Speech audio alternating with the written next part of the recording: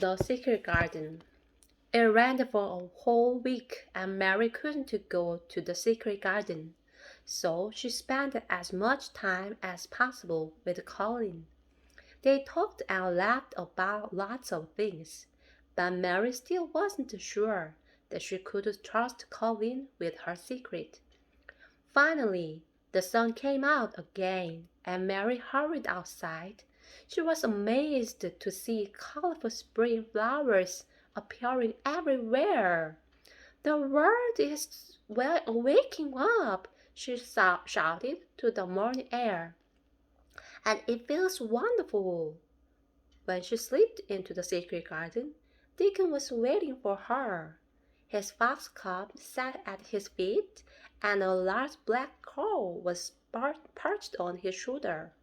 "Oh, Deacon, what a beautiful day!" she cried. "Yes, it is," he said. "I couldn't wait to get here this morning. Look, the roses are beginning to flower. And look at all the new spring flowers coming up through the soil." "Shh," whispered the deacon suddenly. "Can you see the robin building his nest? Don't frighten him." While Mary walked with the deacon, she told him about Colin. "I knew there was a boy at the manor, but no one talks about him," he said. "I feel sorry for him," said Mary. "He's always talking about dying. The garden would cheer him up." "What a good idea," said the deacon. "I could push his wheelchair." They worked happily all day. When Mary returned to the manor, Martha was waiting for her. "Colin is angry because you haven't visited him today." Mary hurried to his room. As soon as Mary entered the room, Colin demanded, "Where have you been?" "Deacon has been showing me how to plant seeds." "If you spend all your time with that boy, I'll send him away," he shouted. "If you do, I'll never visit you again," said Mary angrily. Suddenly, Colin began to cry. "Do you think I will live long enough to grow up?" he sobbed. "Martha's mother says you need fresh air, then you will get stronger." "Mary, have you found my mother's garden yet?" he whispered. "If I can't see the garden, I'll live a long time." "Rest now, and I'll tell you about it tomorrow." Then Mary sat down beside Colin's bed and began to sing softly. Soon he was fast asleep.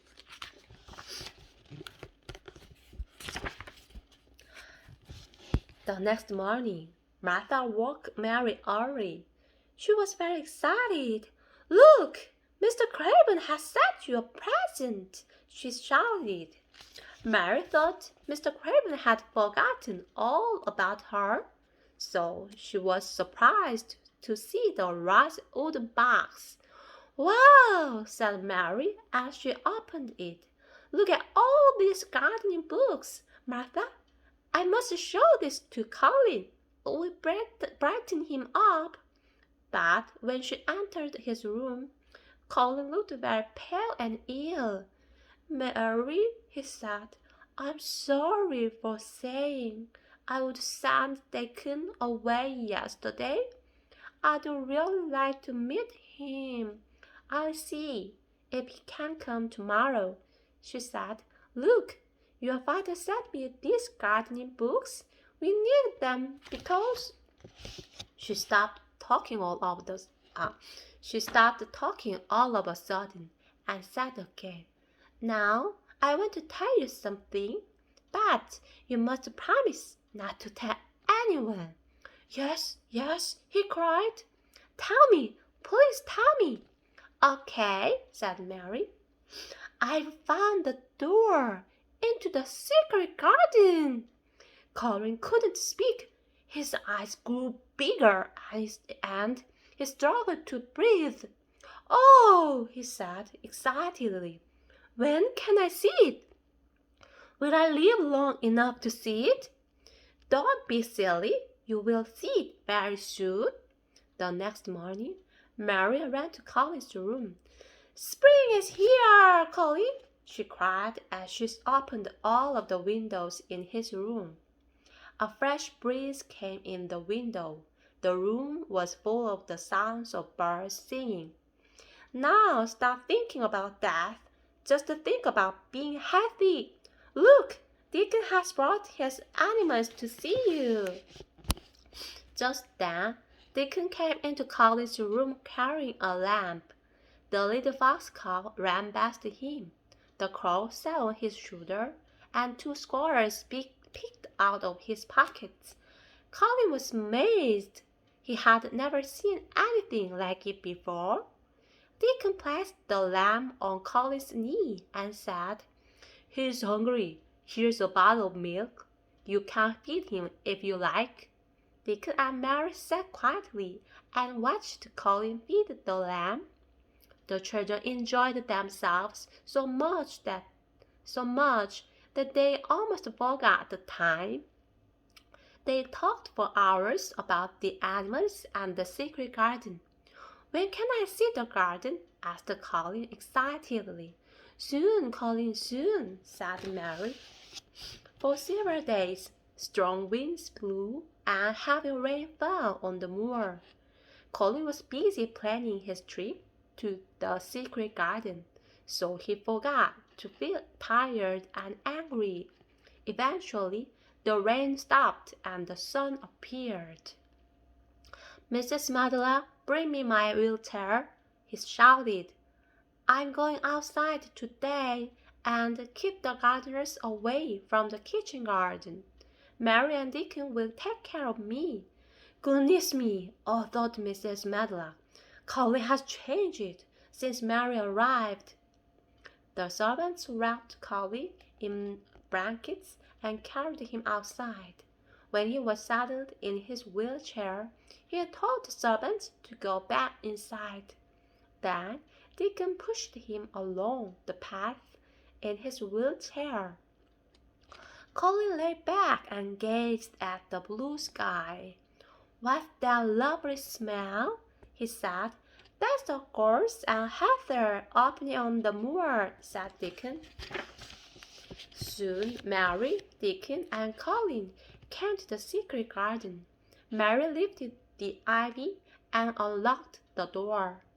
Colin closed his eyes until he was inside.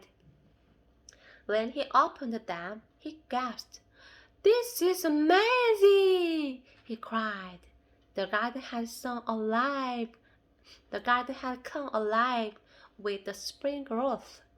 New leaves and buds appeared on the wild roses that grew on the walls and climbed up into the trees, and the apple and cherry trees were beginning to show their pink blossoms.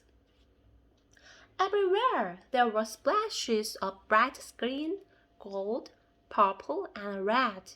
Above their heads, they could hear the buzzing of bees, and a heavy sweet perfume filled the air. Deacon pushed the wheelchair under the snow-white blossom of a plum tree. I want to stay in here forever, cried Colin. Soon you will be walking and gardening just like us, said Deacon. Really, said Colin excitedly. But I'm weak when I stand up.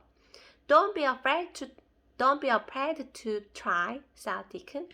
Then you can do whatever you want. Suddenly, Colin pointed to the wall, where a tall tree grew. Who's that man? He whispered.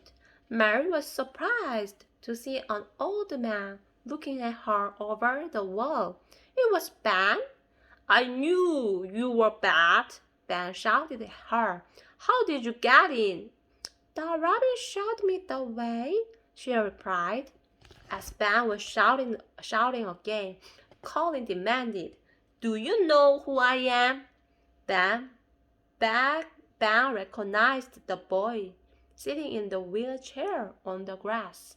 Yes, you Look just like your poor mother, he said in a shaky voice. But they say you can't walk. Oh, yes, I can, cried Colin angrily. Help me, Deacon. Help me, Mary. They held Colin's arms as he tried to stand up. Mary felt sick with fear. Could Colin stand? Then Colin's feet were on the grass and he was standing up. His weak legs were shaking, but he shouted, Look at me now! Thank you.